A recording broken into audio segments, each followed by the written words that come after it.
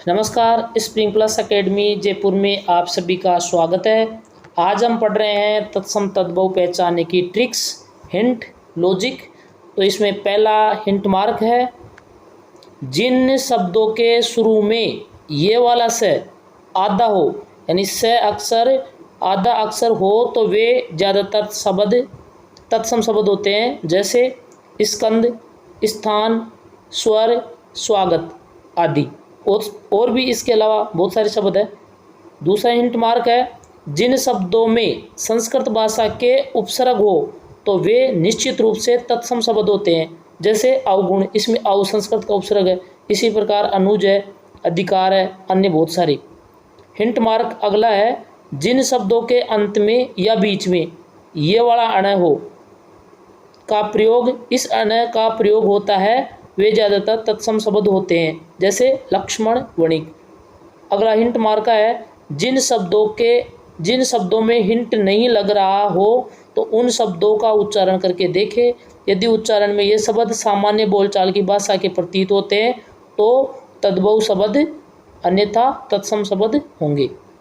अगला hint mark है, जिन शब्दों में ये वाला रे का रेप या पदेन रूप का प्रयोग होता है, वे ज़्यादातर तत्सम शब्द होते हैं, जैसे कर्म। इस कर्म में नीचे क के नीचे रे लगा हुआ है, इसलिए ये पदेन रूप है। प्रकाश, आश्चर्य, आश्चर्य में ये के ऊपर ये रे लगा हुआ है, इसको रेप रूप कहते हैं। लेकिन इसका अपवाद भी है, जैसे मिर्च, तद्भव। इसका मतलब ये है कि ये ऐसे कह रहे हैं कि अगर मान लो कोई शब्द है, उसमें जैसे ये कै शब्द है, कै है, जैसे कम है, तो इसमें अगर ये वाला रे लग रहा हो या फिर ऊपर वाला रे लग रहा हो और ये वाला रे लग रहा हो तो वे ज़्यादातर तत्सम होते हैं। कभी कभार इसके अपवाद स्वरूप और भी हो सकते हैं, लेकिन अधिकतर मतलब 100 में से 99% तत्सम ही होंगे।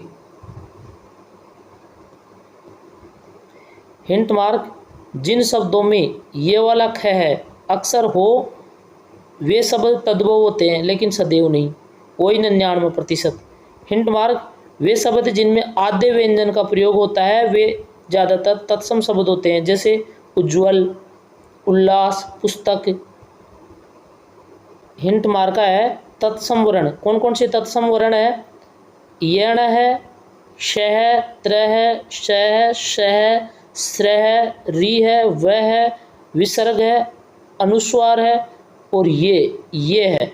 तो ये सारे तत्सम वर्ण होते हैं और ये जिस शब्द में आते हैं तो वह शब्द भी तत्सम होता है। तद्भव वर्ण कौन कौन से हैं? न है, ख है, छ है, त है, ज है, स है, ब है और चंद्रबिंदु है और संख्याएं है। तो वो क्या होगा? तद्भव होगा। मतलब ये आ जाएंगे तो तद्भव होगा और ये आएंगे तो तत्सम होगा। ऐसे शब्द को आपको ध्यान में रखना है।